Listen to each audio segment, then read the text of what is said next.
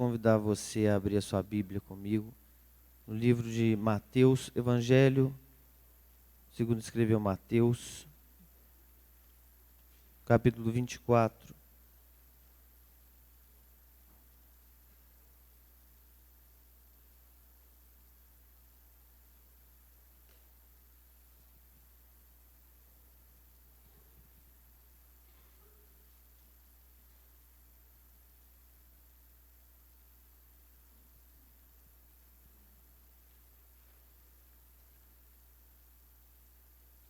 Mateus 24, nós vamos ler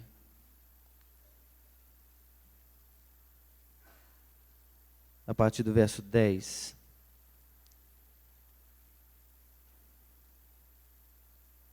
Diz a palavra do nosso Deus: nesse tempo muitos hão de se escandalizar, trair e odiar uns aos outros, levantar-se-ão muitos falsos profetas e enganarão a muitos. E por se multiplicar a iniquidade, o amor se esfriará de quase todos. Vamos ler juntos o verso 12. E por se multiplicar a iniquidade, o amor se esfriará de quase todos. É verdade do que nós estamos vivenciando nos últimos tempos. Embora nós entendemos a escatologia, a doutrina do fim dos tempos, desde a volta de Cristo, em uma sequência paralela e progressiva, ou seja, os fatos eles vão se repetindo e eles vão ganhando um pouco mais de força, e isso se dá de fato até mesmo porque Deus quer e deseja que sua palavra seja cumprida. E mesmo que essa palavra vá afetar, de certa forma, sacudir a igreja, sacudir as bases da igreja, essa palavra, ela de fato se cumpre. Quem diria que nós iríamos ter no Brasil no dia 5 de maio de 2011, leis que fizessem apologia ao homossexualismo. Quem diria que no dia 14 de maio de 2013, o Conselho Nacional de Justiça fosse aprovar a resolução que obriga todos os cartórios do país a celebrar casamento de pessoas do mesmo sexo. Quem diria que no dia 19 de junho de 2014, a Igreja Presbiteriana dos Estados Unidos, PCUSA, fosse também mudar a sua Constituição, aceitando práticas como essas dentro da sua própria organização, uma igreja que é nossa mãe, por ter enviado missionários para essa terra, cujo missionário principal, Simon, veio dessa igreja. Quem diria, queridos, que a lei do menino Bernardo, né, em nome, que é o nome adotado pelos deputados para o projeto de lei 7.672, 2010, foi aprovado pela Câmara dos Deputados no dia 21 de maio de 2014, foi aprovado no Senado no dia 21 de maio e foi aprovado no Senado no dia 4 de junho de 2014, resguardando alguns detalhes, né, que podem até ser benefício para a sociedade. Nós estamos percebendo também, por exemplo, na escola sendo divulgados livros como A Máquina de Brincar, um livro que promove o satanismo no meio da sociedade, no meio da escola. Todas essas coisas, na verdade, de fato, que nós apontamos são poucas diante de tantas coisas que já têm acontecido, diante de uma sociedade que está indo de mal a pior, em degradação, e isso está, de fato, levando pelo menos nós temos a confirmação de duas verdades importantes que devem ser consideradas aqui nesta manhã, primeiro que pelos ideais relativistas, o pós-modernismo, como um sistema de pensamento, tem sido um instrumento maldito do diabo, para tanto travar uma guerra contra os princípios cristãos, quanto para disseminar os desejos carnais daqueles que amam mais os prazeres do que a Deus. E o outro fato é que esse texto que nós lemos tem se cumprido também em nossos dias, e isso deve nos alertar e nos fazer temer mais a Deus e abraçá-lo com todas as nossas forças. Isso nos leva, queridos, a pensar num fato que nós não podemos abrir mão, em um fundamento que nós, cristãos verdadeiros, não podemos abrir mão, que é, na verdade, o amor, que é o fundamento essencial do verdadeiro cristão. E há pelo menos duas razões porque nós não devemos ou não devemos abrir mão desse fundamento tão importante, e devemos lutar juntos pela fé evangélica, observando essa questão, de não deixando nos influenciar a tal ponto de perdermos totalmente os paradigmas e as coisas virem entrando, assolando a igreja e fazendo com que a igreja sofra também os reveses de uma sociedade que tem caminhado de passos largos para o inferno. E como enxergamos pela Escritura esse fundamento essencial do verdadeiro cristão? Primeiro, pelas suas principais características, a saber que o amor procede do próprio Deus. 1 João 4,7 diz: amados, amemo-nos uns aos outros, porque o amor procede de Deus, e todo aquele que ama é nascido de Deus e conhece a Deus.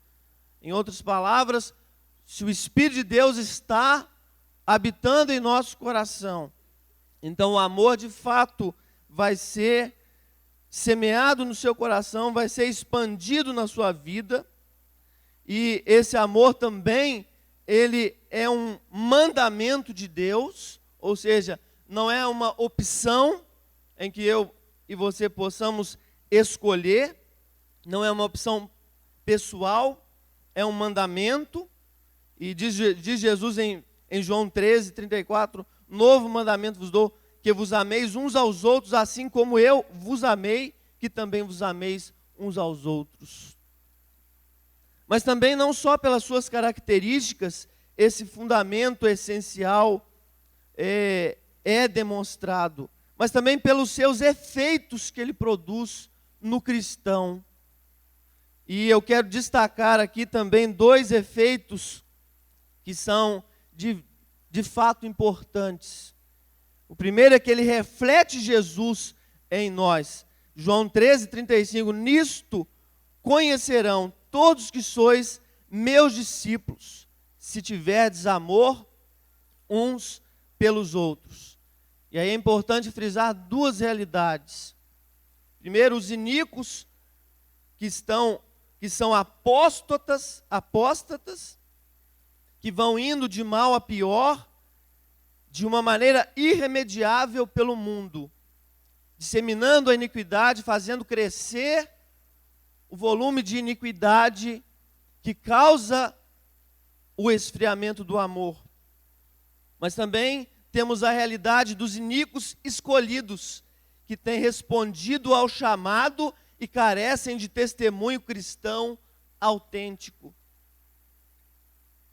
Quando nós refletimos Cristo, quando refletimos Jesus pelo seu amor, amando uns aos outros, cuidando desse fundamento essencial, nós de fato vamos dar respostas para aqueles que procuram, para aqueles que observam e olham para a igreja, e de fato veem nela algo que eles não estão conseguindo enxergar mais no mundo. E aí de fato nós também precisamos pontuar que no meio de tantos falsos profetas e de tantas coisas erradas acontecendo dentro do próprio seio da igreja, nós somos desafiados a dar mais testemunho ainda por esse amor com que Deus nos amou, com que Deus nos fez, amar também o nosso irmão, amar também o nosso próximo, cultivar esse fundamento e não abrir mão desse fundamento tão essencial. Mas o segundo efeito é que ele motiva as atitudes de Jesus em nós. Isso está também um pouco relacionado com a questão do testemunho, mas eu quero enfatizar o aspecto da questão das obras de Cristo, do que Cristo fez, de que Cristo realmente, ele, como diz em João 15:13, ninguém tem maior amor do que este de dar a alguém a própria vida em favor dos seus amigos. Eu quero enfatizar para a igreja que esse amor de Cristo, os efeitos que ele produz em nós, de motivar as atitudes de Jesus em nós, eu quero enfatizar a atitude do nosso ID, de nós como igreja, indo buscar o perdido, fazendo a nossa parte na hora do testemunho, na hora da manifestação do cuidado, na hora que estamos, de fato, demonstrando que a igreja, mesmo sofrendo revés, mesmo com uma iniquidade tão aflorada e fazendo com que o amor se esfrie, e a Bíblia diz aqui no texto, né? E por se multiplicar a iniquidade, o amor se esfriará de quase todos. É, de fato, desastroso pensar que, infelizmente, tem acontecido esse esfriamento, mas também é pertinente pontuar que esse amor, que nós precisamos prezar por esse fundamento, que nós não podemos perder de vista, porque Deus nos chamou com amor eterno. E Ele nos chamou não só com amor eterno, Ele nos chamou para amar e para manifestar esse amor verdadeiro, um amor isento da iniquidade, que não passa a mão no pecado.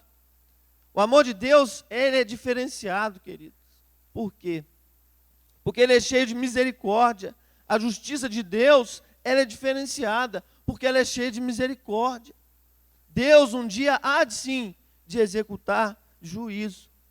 Mas Deus, ele preza que a igreja manifeste e cuide desse fundamento essencial que deve ser parte inegociável da vida de todo cristão, que deve amar, que deve procurar amar, porque, de fato, nós fomos amados de tal maneira que Cristo deu sua vida por nós, que Cristo morreu na cruz pelos nossos pecados, né? Pelos nossos pecados. E nós estamos diante da mesa do Senhor nesta manhã e podemos celebrar esse amor com que Cristo nos amou de tão grande forma,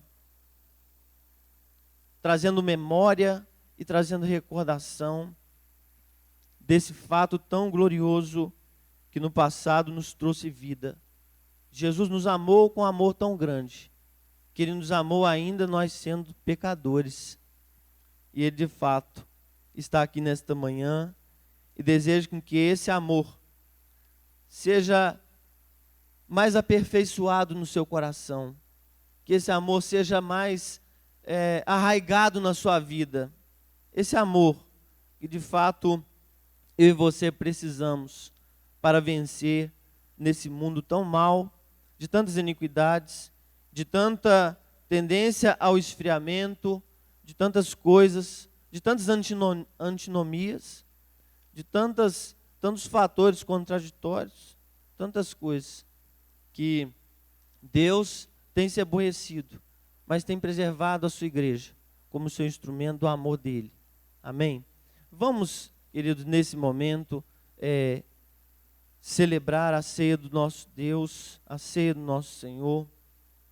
Eu quero convidar você, antes desse momento que nós vamos orar pelos elementos, a fechar os seus olhos nesse momento, a refletir um pouco na palavra do Senhor. Hoje não temos assim tanto tempo para explanar tanto, mas a palavra de Deus, ela é fiel, não podemos deixar de transmiti-la. De fato, ó Deus, a iniquidade tem se multiplicado, isso é fato, é profético. O Senhor Jesus disse, é um fato que traz alarde no nosso coração, que deve trazer temor ao nosso coração, pois nós não podemos nos conformar com esse século, porque o príncipe da potestade do ar, o filho da iniquidade, que dissemina a iniquidade no meio da sociedade, tem atuado e operado, Senhor, e muitas vezes lutado sim contra a igreja, mas como a igreja ela é guardada pelo seu grande e poderoso braço, e como ela também, Deus, entende que deve ser responsável dos seus atos, de cultivar aquilo que deve ser cultivado, de não abrir mão de valores que estão escritos na palavra de Deus. Ó Pai querido, nós nos constrangemos com esse amor.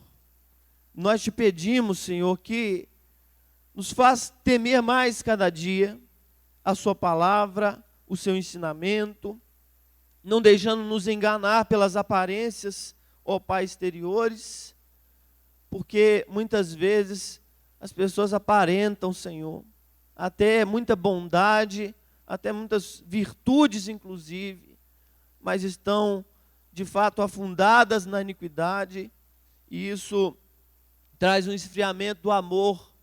Deus, em nome de Jesus, preserva essa igreja. Ajuda o teu povo que está aqui nesta manhã a lutar pelo amor, pelo fundamento essencial do cristão, do qual nós não podemos abrir mão de forma alguma, para podermos continuar caminhando e continuarmos, ó Deus, esperando a tua vinda, Senhor. Também, ó Deus, em obediência à tua palavra, Senhor. Como diz o texto de 1 Coríntios, capítulo 11, quando o Senhor foi traído e tomou o pão e, tendo dado graças, partiu e disse: isto é o meu corpo que é dado por vós. Fazei isto em memória de mim. Por semelhante modo, depois de haver ceado, tomou também o cálice, dizendo: este cálice é a nova aliança no meu sangue. Fazei isto todas as vezes que o bebedes em memória de mim. Porque todas as vezes que comerdes este pão e bebedes o cálice, anunciais a morte do Senhor até que Ele venha. Obrigado pela sua santa palavra, Senhor. Eu, ó Deus, nesse momento, num gesto simbólico, Senhor, e um gesto também de representatividade, Deus, de fato, eu quero levantar o elemento do pão ao Senhor e separo nesse momento do seu uso comum. Eu consagro, ó Deus, esse elemento em nome de Jesus, Pai, para que passe a ter parte espiritual com o teu corpo, porque assim cremos na presença real e espiritual de Cristo nos elementos da ceia, Senhor. E também, Deus, diante de nós, eu levanto e elevo a Ti, em representatividade também, o elemento do cálice, o fruto da videira. Eu ergo ao Senhor um gesto simbólico e eu consagro em nome de Jesus para que passe a ter parte espiritual com teu sangue. E que quando a tua igreja, Pai, se alimentar, possa ser ainda mais agraciada, ser mais fortalecida e ser mais cheia do teu amor, em nome do teu Filho amado Jesus. Amém e amém. Louvado seja Deus, queridos. Eu gostaria de convidar os presbíteros que procedesse esse ato.